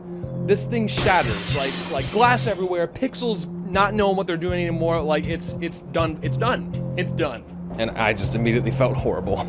I'm like throwing myself on the ground like, I'm so sorry. That is so stupid. I'm so sorry. I'm just apologizing profusely, but my coworker is a little older and a little bit wiser than me. He doesn't even seem a little bit mad, and he immediately just defaults to, it's okay, man.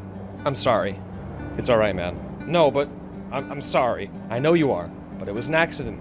It's okay. Now, obviously, this is the most cash money way that you could handle something like this, but I still felt bad and I wanted to make it up to him somehow. So I look up how much it was to replace a MacBook screen, and because it's an Apple product, it was like 2 months of rent for a 3-bedroom.